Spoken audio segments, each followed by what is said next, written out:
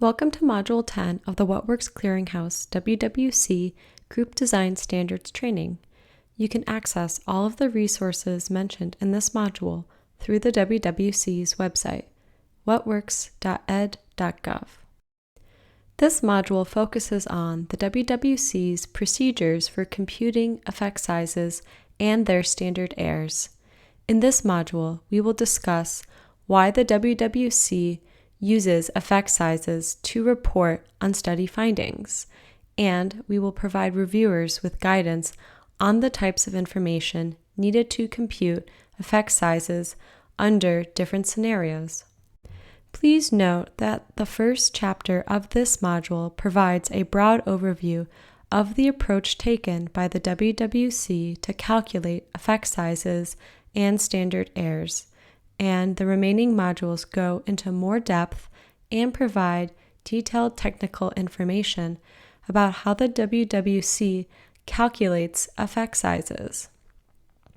The initial chapter should provide you enough information for certification, but the remaining chapters will provide additional context that may help you better understand what you are looking for in a study. WWC reviewers are not required to memorize the specific formulas covered in this module, given that the WWC's online study review guide includes tools to help compute effect size.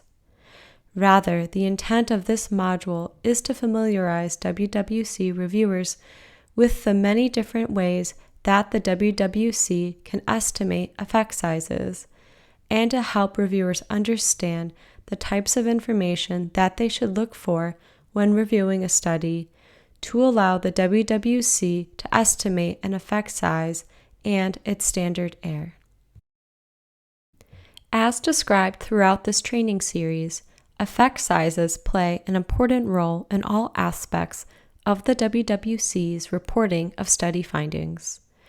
The WWC uses effect sizes to determine the direction of a finding, that is, to assess whether the finding was favorable or unfavorable. And the WWC uses effect sizes to determine the magnitude or size of a finding. During the course of a study review, the WWC may calculate effect sizes at two different points. First, when applicable, the WWC may calculate effect sizes to assess the magnitude of baseline differences between the intervention and comparison groups. Second, the WWC will calculate effect sizes when estimating and reporting on the effects of the intervention, which then impacts the study or intervention's effectiveness rating. In the rest of this module, we will provide a more detailed description of how the WWC calculates effect sizes. Again, WWC reviewers need not memorize the specific formulas covered in this module, given that the WWC's online study review guide includes tools to assist with all effect size calculations conducted as part of a study review. Rather, WWC reviewers must be familiar with the different ways that effect sizes can be computed and be familiar with when the WWC prefers certain calculations for effect size estimation purposes. Appendix E in the WWC Procedures and Standards Handbook, or the Handbook, provides additional information for all of the formulas described in this module. In addition to calculating effect sizes to capture intervention effects, the WWC computes the statistical significance for a finding by computing the standard error of the effect size. This standard error represents the uncertainty in the effect size estimate, where larger values correspond to less precise estimates, and smaller standard errors correspond to more precise estimates. Findings are considered statistically significant if they have a large effect size relative to the standard error. As described earlier in this training series, the WWC calculates effect sizes and standard errors in different ways based on the types of variables used in the study, as well as how the study was implemented. Recall that the WWC calculates effect sizes and standard errors differently depending on whether the measure of interest was measured continuously or dichotomously, whether the study used individual level or cluster level assignment to conditions, and whether the study requires baseline adjustment. Finally, how the WWC calculates effect sizes can vary depending on the type of statistical information reported by the study authors. The WWC has three important priorities for effect size estimation. First, the WWC always prefers covariate-adjusted mean differences over unadjusted mean differences, and the WWC always prefers covariate-adjusted percentages or probabilities for dichotomous outcomes. Furthermore, the WWC always prefers unadjusted individual level standard deviations for continuous outcomes. Given that the lack of information may constrain effect estimation, the WWC uses a variety of different formulas covered in this module, depending on what type of information is reported in a study. Because of the number of options available for calculating effect sizes and standard errors, the WWC also has priorities for which effect sizes and standard errors it prefers. First, let's discuss priorities when the outcomes from a study are continuous. We already have discussed that the WWC prefers the covariate-adjusted mean differences, and we can take several approaches when estimating standard errors for covariate-adjusted impacts. First, WWC prefers an approach that uses the standard error of the covariate-adjusted impact estimate.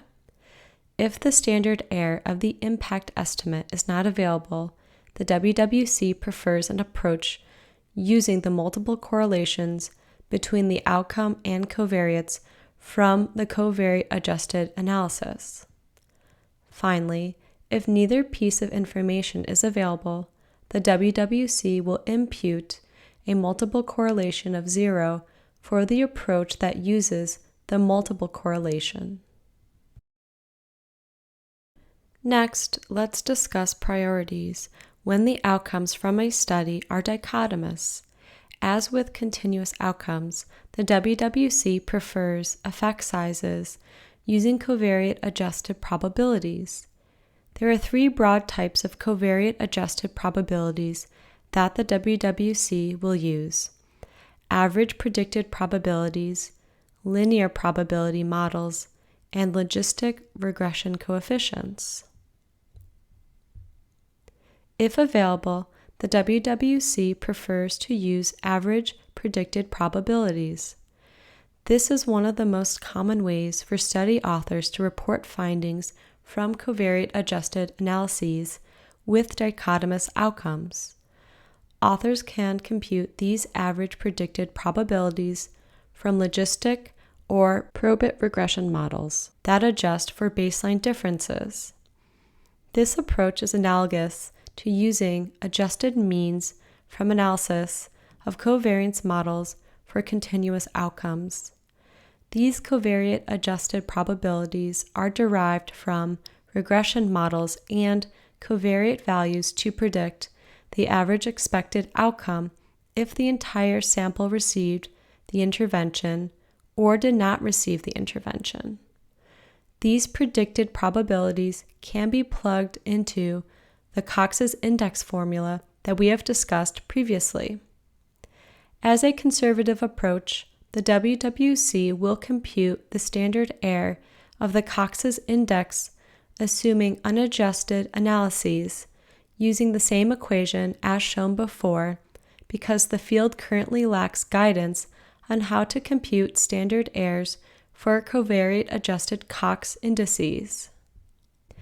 Next, if average predicted probabilities from logistic or probit models are not available, the WWC will use predicted values from linear probability models. Linear probability models use standard regression models, such as ordinary least squares, that assume a linear relationship between the predictors in the model and the probability of a dichotomous outcome. Typically, the adjusted intervention mean is computed by adding the regression coefficient for the intervention indicator to the observed comparison group mean. The WWC then can use the two resulting mean values to compute the covariate-adjusted Cox's index. Again, the WWC will compute the standard error of the Cox's index, assuming unadjusted analyses, given current lack of guidance in the field. Finally, if a study does not report covariate-adjusted means, the WWC will allow computing of the covariate-adjusted Cox's index based on logistic regression coefficients, substituting the coefficient of the logistic regression into the numerator of the Cox's index and using the standard error of the coefficient in the numerator of the Cox's index standard error formula. This approach does require the study authors also to report the standard error for the logistic regression coefficient. The WWC will author query for the standard error if it is not reported in the study, or the WWC instead may request the average predicted probabilities from the logistic regression model. Now let's consider what to do when a study reports their own effect sizes. Study authors will often report their own effect size estimate. The WWC generally prefers WWC computed effect sizes because we can verify the computational accuracy of those effect sizes and ensure that the effect sizes appropriately adjust for covariates.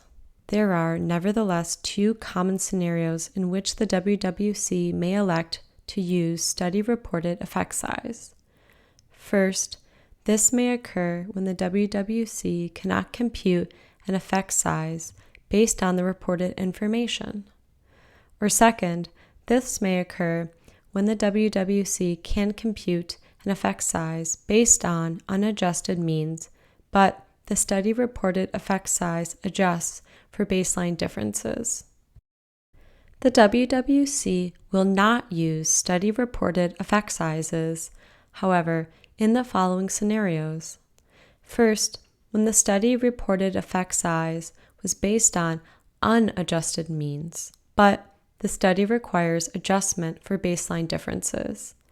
Second, when the study-reported effect size did not use unadjusted individual level standard deviations in the denominator of the effect size calculation. And third, when the study authors report insufficient information on the computation approach, such that the WWC review team cannot be confident that the researchers' calculations aligned with the WWC's effect size calculations. As we have discussed, in addition to reporting effect sizes, the WWC will also assess the statistical significance of those findings. An effect is described as statistically significant when the measured differences between groups is unlikely to have been observed under the assumption that the intervention had no impact. The WWC follows a standard convention that labels a finding as statistically significant when the probability of observing an effect that is at least as large as the measured effect, under the assumption that the intervention has no impact, is less than 1 in 20 or 5%. As mentioned previously, to compute the statistical significance of an effect, the WWC will first compute the standard error for the effect size. The standard error represents the uncertainty in the effect size estimate, where larger standard errors correspond to less precise estimates of the true intervention effect. Statistically significant findings, then, are those where the WWC observes a large effect size relative to its standard error. Unsurprisingly, study authors often report their own statistical significance results for a finding. The WWC generally prefers study-reported statistical significance unless the study authors failed to adjust for baseline differences or for clustering in the data for cluster assignment studies. For some studies, the WWC also may need to combine multiple findings into a composite finding at the outcome domain level, and then determine the effect size and statistical significance of that WWC constructed composite. Although the WWC generally prefers study-reported p-values and statistical significance for study findings, there are three common scenarios where a reviewer should favor the WWC computed statistical significance. First, when the study authors did not include statistical significance estimates.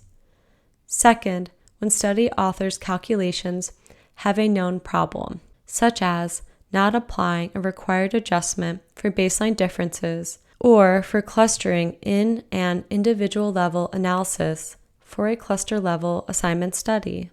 It is also worth noting that if multiple main findings meet WWC standards in the same outcome domain, the WWC will also pool these findings to determine the effect size and statistical significance at the domain level. The composite, as opposed to individual findings, would then be used to determine the study's effectiveness rating in the outcome domain. The procedures for these calculations are described in greater detail in Appendix F of the handbook. Study authors may also include endogenous covariates in their impact estimation models, where endogenous covariates are defined as characteristics that may have been affected by the intervention, such as a delayed or intermediate pre-test assessment. When one or more potentially endogenous covariates are included in the analysis, the WWC can use alternative model specifications reported in the study that do not include those endogenous covariates, or they can request unadjusted means, or adjusted means based only on non-endogenous covariates. Finally, there are scenarios where authors of cluster-level assignment studies may not have access to individual-level data, and instead only have access to cluster-level data. For instance, a researcher may have access to school-level means available in a public dataset, but may not have access to individual-level student data. This limitation means that the study authors would have access to only cluster-level standard deviations, which are usually much smaller than individual-level standard deviations. Cluster-level standard deviations are not interchangeable with individual-level standard deviations. Effect sizes would be much larger if based on cluster-level standard deviations. So, in scenarios where study authors only report or have access to cluster-level data, the WWC will correct for this by using the intra-class correlation coefficient. This allows the WWC to adjust the cluster-level effect sizes so that they yield an effect size that is approximately equivalent to individual-level effect sizes. Note, however, that the WWC will allow studies to meet the baseline equivalence requirement using cluster-level standard deviations. Because the standard errors are smaller, the resulting uncorrected effect sizes will be larger. If the uncorrected effect size meets the baseline equivalence requirement, the corrected effect size will also meet the baseline equivalence requirement because it would be smaller. WWC reviewers are not required to memorize the specific formulas covered in this module. given that the WWC's online study review guide includes tools to assist with effect size computation. Instead, the goals of this module are to help familiarize WWC reviewers with the many different ways that the WWC can estimate effect sizes and to help reviewers understand the types of information that they should look for when reviewing a study to allow the WWC to estimate an effect size. In what remains of this module, we will look at some effect size and standard error formulas in a little more detail and talk about the kind of information that is required to estimate effect sizes. As we noted previously, the content of the remaining chapters is not required necessarily to become certified as a group design reviewer. However, familiarity with these formulas will help you identify information that is commonly reported in studies that can be used to calculate effect sizes and standard errors. In the next chapter, we'll talk about effect sizes for continuous outcomes from individual level assignment studies.